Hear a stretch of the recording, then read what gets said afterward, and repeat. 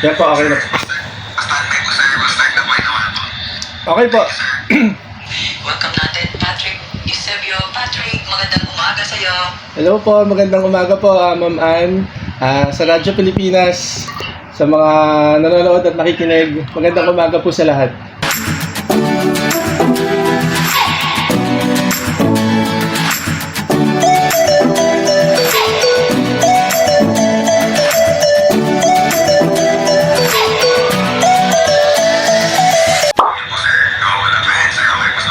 Yan po, okay na po. Okay po. Yung ating guest for today. Okay, so eto na, welcome na natin ang isa sa miyembro ng ating Philippine Para-Bowling Team. Ito'y naging panauwi na rin natin the last time. No? So, welcome natin, Patrick Eusebio. Patrick, magandang umaga sa'yo. Hello po, magandang umaga po, Ma'am Ann. Sa Radyo Pilipinas, sa mga nanonood at nakikinig, magandang umaga po sa lahat.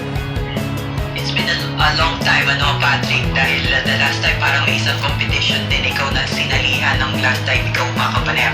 Pero eto, kamusta na ang paghahanda nyo lalo pat July 21 to 27 tutungo kayo sa Cambodia para sa Cambodia Open para Bowling Championship. Kamusta ang paghahanda, Patrick? Yun po, June 21 to 27 po. Oo nga, na July, okay. So tuloy-tuloy po yung practice namin. 3 times a week po ang practice namin sa Santa Lucia Bowling Center. And tuloy-tuloy po yung program na binibigay po sa amin ng mga coaches namin para mas mag-improve po yung game po namin, yung mental focus pa po namin, tsaka yung mental toughness sa game. Yun po yung isa sa mga talagang focus ko po. At kasi po, bowling is a mental sport. So, kailangan mental focus po talaga kami dito, ma'am, sa tournament na ito. So talagang hectic na yung paghahanda nyo dahil ilang na lang yan eh. Kumbaga, Ilang araw na lang. Dalawang linggo na lang to be exact yung paghahanda nyo. Pero speaking of how rigid, ano na ba yung tinututukan nyo sa training nyo, Patrick? Yun po, talagang hindi po talaga nagsasawa yung mga coaches namin na gawing tama yung aming mga ginagawa po sa paglalaro po ng bowling. Kasi po, bowling is mental game.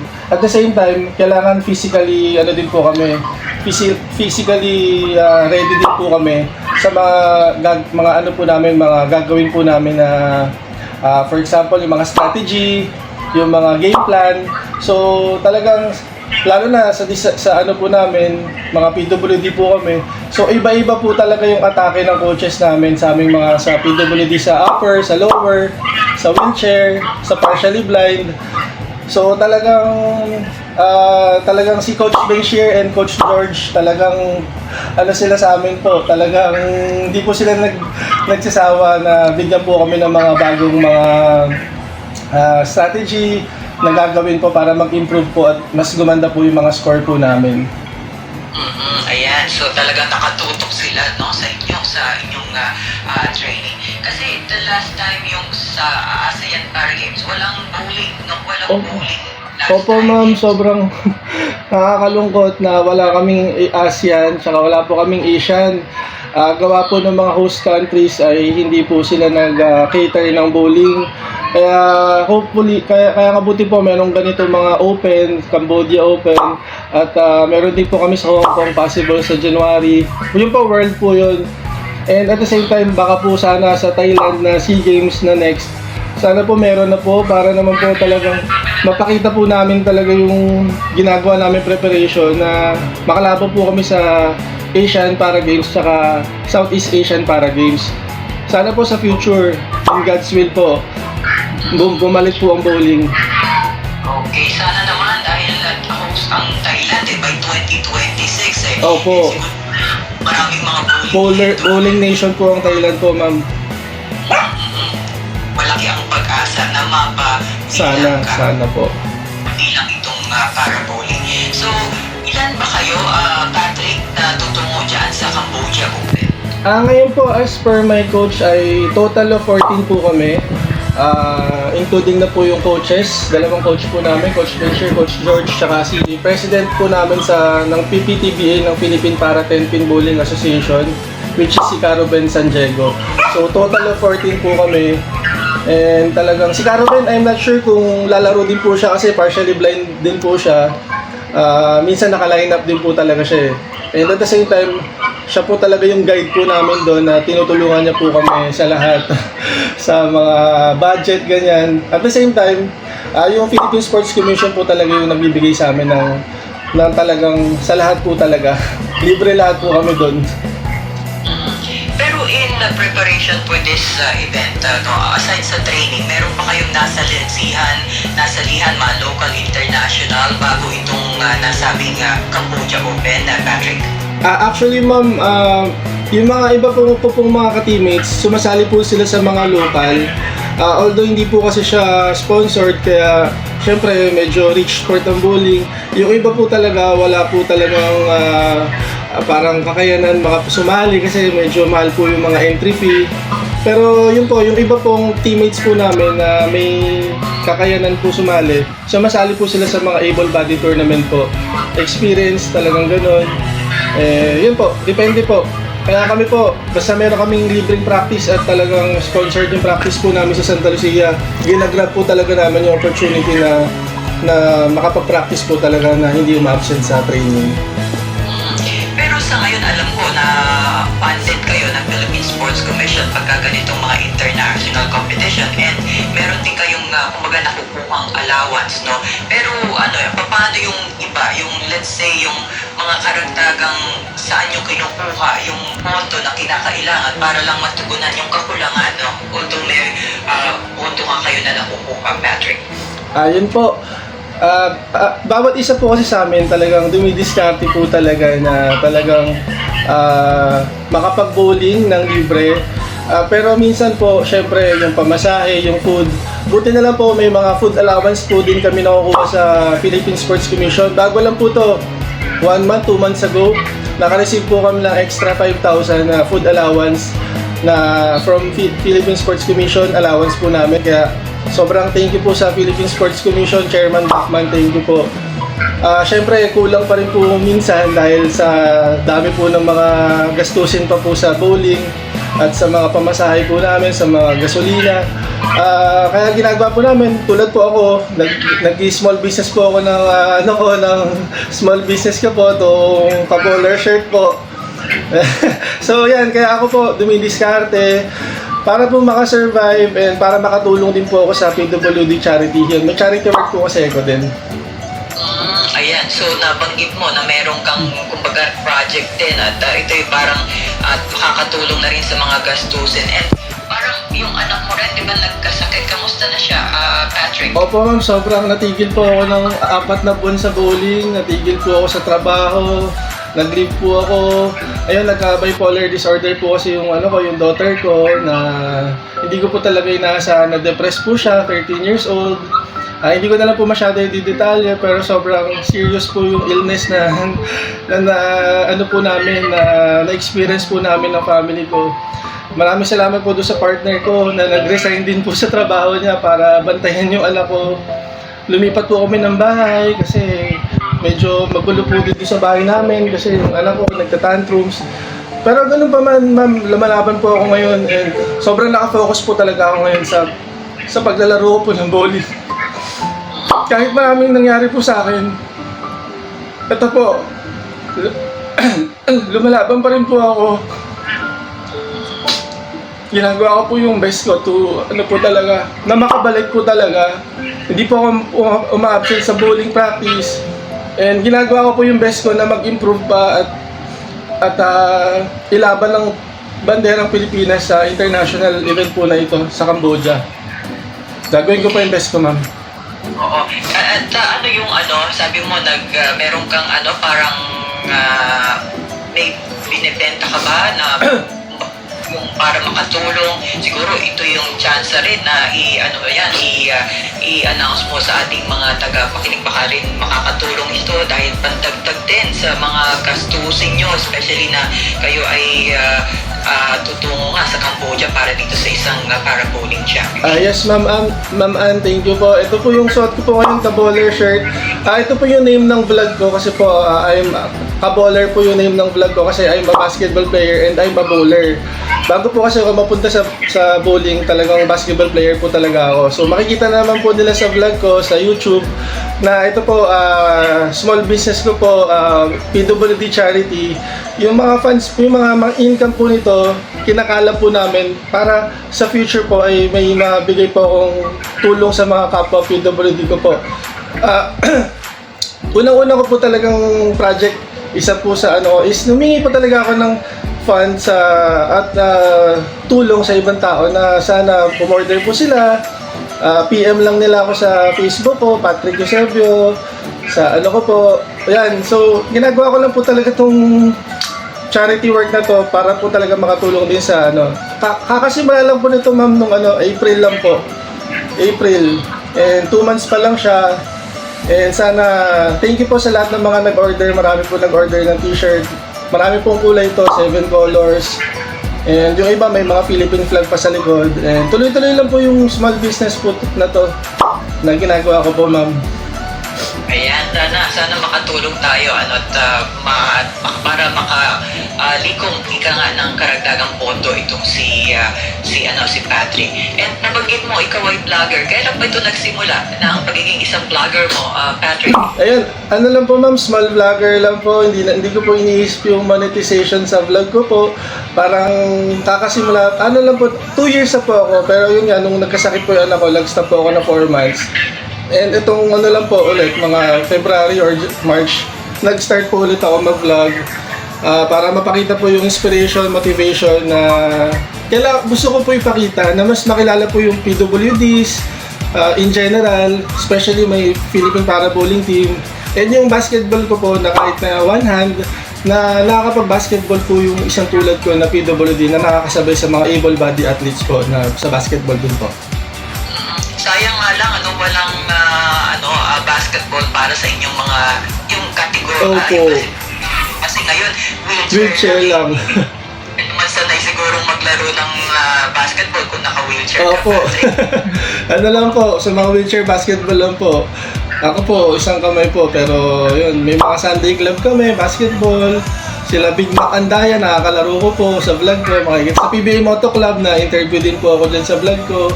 So, yan po, makikita po nila yan sa Ka-Bowler YouTube channel ko po. Okay. Ano yan? May oras ba yan? Yung na yan? Yung pag-vlog na yan? O lang? Lang po, ma'am, simultaneous lang po. Kung mag-isipan ko lang po mag-vlog, kami ng girlfriend ko, lang po kami. Wala pong script. Kung lang po, maisip lang po. Minsan twice a week, thrice a week, nag-upload po kami ng vlog. Mga family gathering, mga basketball, bowling, practice. Yan, nakikilala po dyan yung mga ka-teammate ko. And talaga gusto ko po makilala yung PWD na kahit PWD ako, kaya ko rin makipagsabayan sa vlog in my own small way po. Kahit small vlogger pa lang po ako. Ayan, okay. So, hopefully talagang maging successful itong proyekto mo. Kumbaga, yung pagbenta mo ng t-shirt, Okay. And dahil malaking tulong ito. So, balikan lang natin yung sa Cambodia Open. Sabi mo nga, nasa region training ka. Pero, ano ang chance mo, Patrick, at ano ba yung pinakahuling medal na na-contribute mo para sa Team Philippines? Okay, ma'am. Nung Singapore po namin last year, 2023, nag-silver po kami ng partner ko sa doubles event ni paring Roger Tapia. Ngayon po, syempre, nilook forward po namin na hindi lang po silver, ay gold na po talaga. Yan po sabi ng mga coaches namin, kung mag-aim kayo, aim high na po talaga. Kahit na may Korea pa yan, kasi talagang pag may Korea po talaga na sumali, medyo mabigat po talaga.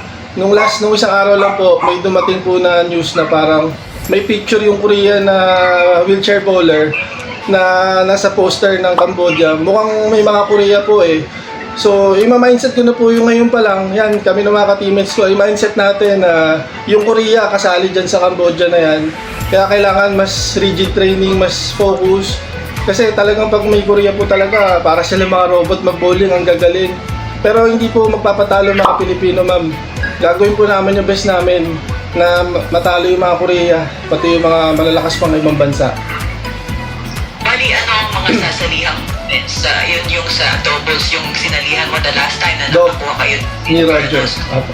Yung sa Cambodia Open, ano yung mga events na sasalihang mo, Patrick? Alam po ma'am, may single event po ako dyan, may doubles event pa rin, and may trio event po. So, tatlong ano po yan, tsaka may all events din po kami. So, may 4 na chance po mag-medal, single, double, trio event, and yung all events po, yung total ng all events. So, focus ko po talaga ma'am, hindi lang yung sa partner namin ni Roger na magka-medal kami.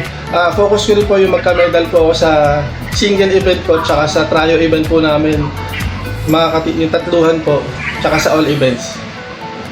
Pero doon sa ASEAN na Para Games, ano yung pinaka nakuha mo ng medal, Patrick? Sa Asian Para Games ma'am, huli ko po, naka-silver po ako nun, pero matagal na po yun ma'am eh. Noong 2011 pa yung huli kong Asian Para Games na noong nagsisimula pa lang po ako mag-bowling nun. Medyo sinuwerte rin po ako ng silver nun.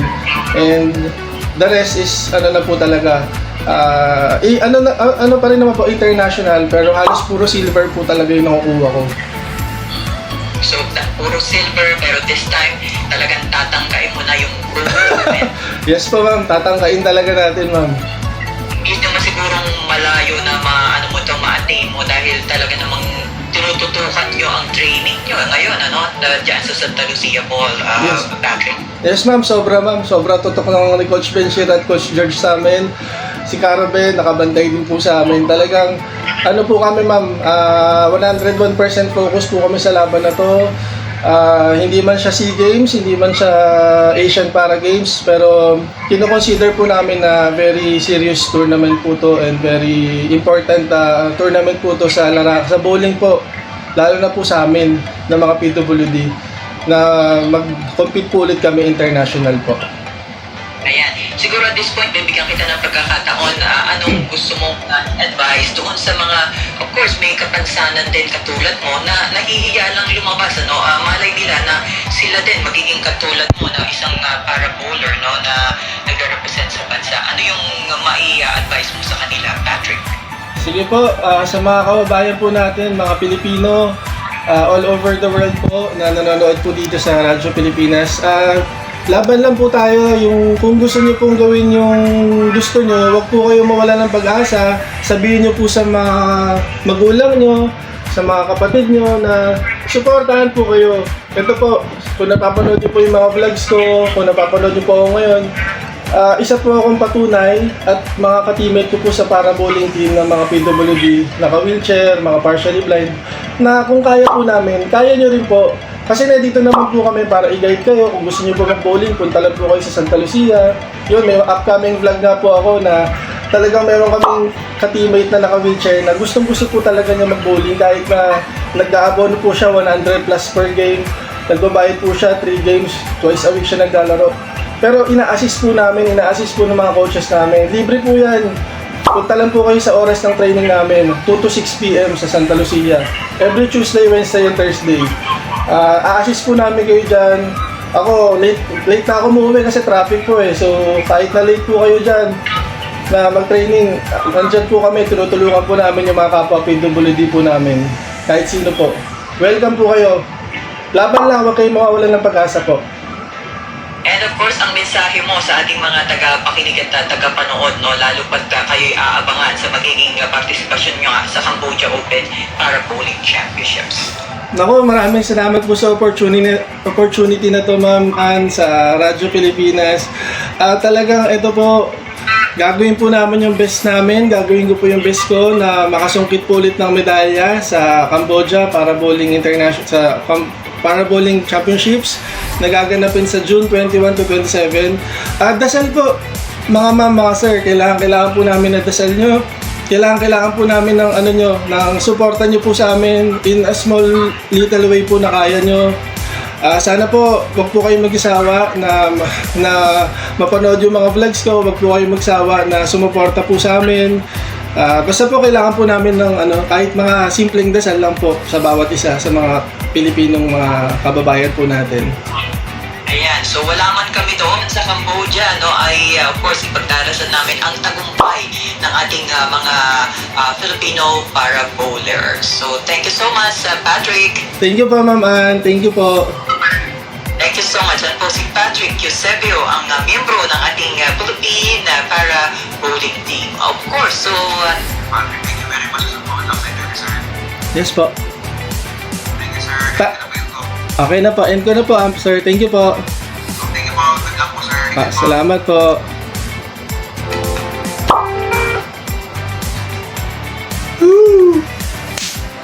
Panoorin natin si Coach B na yata yung next.